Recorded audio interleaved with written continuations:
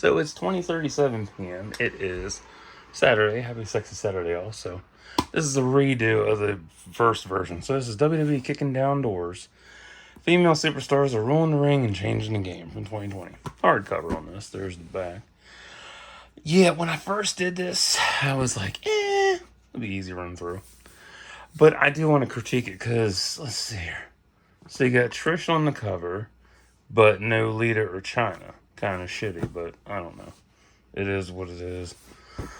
So, yeah. Like, it's really funny to me. So, here's everybody in the book so far. Well, up to 2020 anyway. But yeah, most of them are either dead or dying. Yeah. For real. So they mentioned the first ones. That's pretty impressive. I like that. And then Moolah's only mentioned by name. No profile on her because she's a cunt. If you don't know her story, you need to watch Dark Side of the Ring to fully understand a lot about her. Yeah. And honestly, the title of this book is bullshit because TNA did it better. And all three of them are dead. Yeah, you want to see real women's wrestling and how it really took the fuck off? Go watch TNA 2007 and onward. Seriously. That's when it really took the fuck off for sure. That's what made me switch from WWE back then. Because it was such a better product. It really was. Like, yeah, early TNA, like from its start till the mid 2000s, it was really good. It was still finding its traction and all that shit.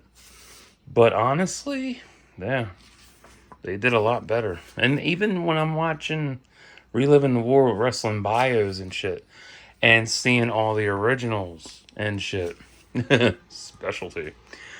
It's amazing seeing them, evolve and shit. It's crazy. For real, it really is crazy. China should have been on the front cover of this shit. But, because she really pioneered a lot in the 90s with the Attitude Era. Same with Trish and Lita. But they didn't really, go further until 99, 2000, which is where he's at right now, 2000. And she's underrated as hell.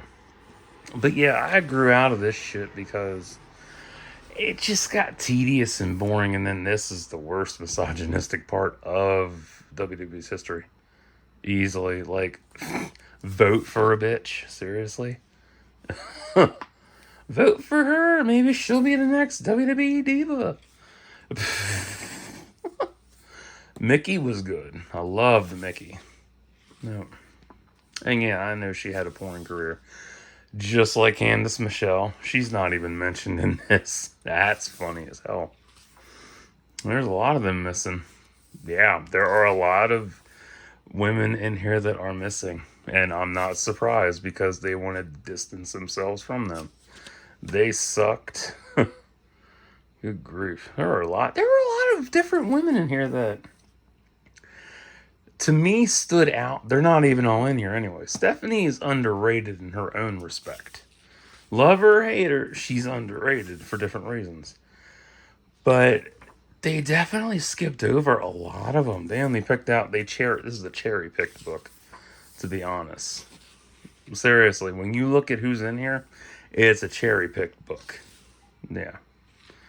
There's no Candice Michelle,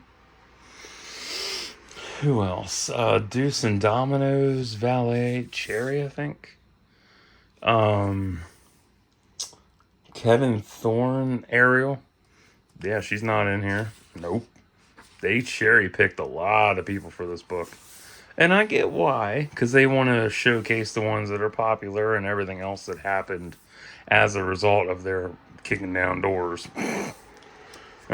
But whatever. It's interesting to me. But yeah, I quit watching this altogether around 2015 or so. Just got tired of it. It was fun, and then it just went downhill. There's Ashley. Looking like a man. Look at that jawline. I name's Ashley. But she's got a porn star name. Hometown, actual last name. That's how they all are. It's so stupid. But they do highlight important things. Don't like her. She just exudes cunt energy. Don't like her.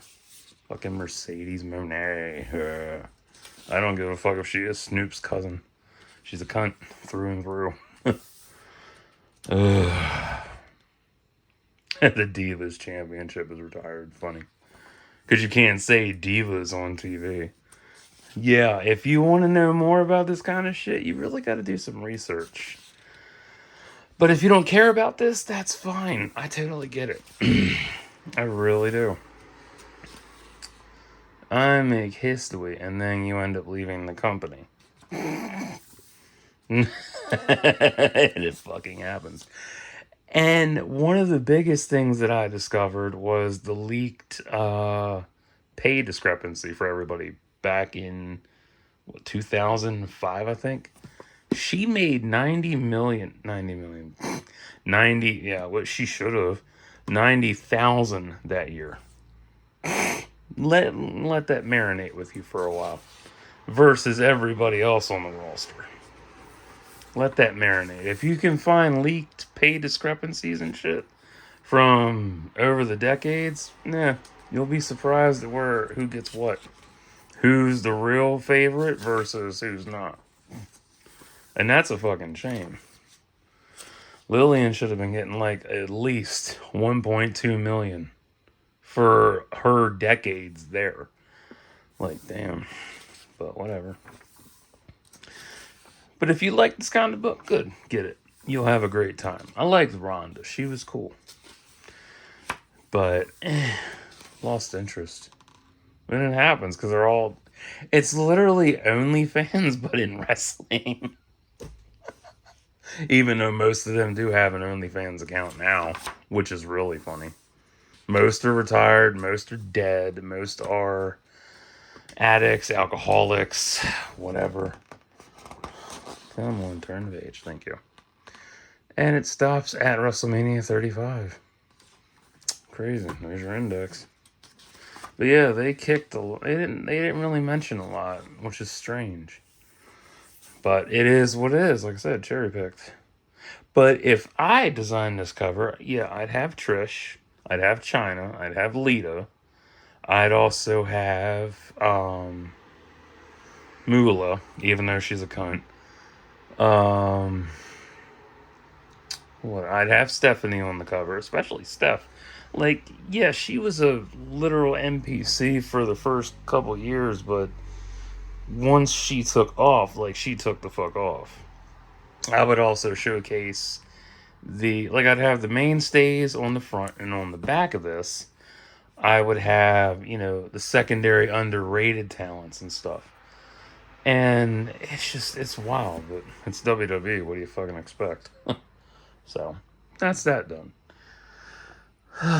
So, I guess I'll run off another book or two. Stay tuned.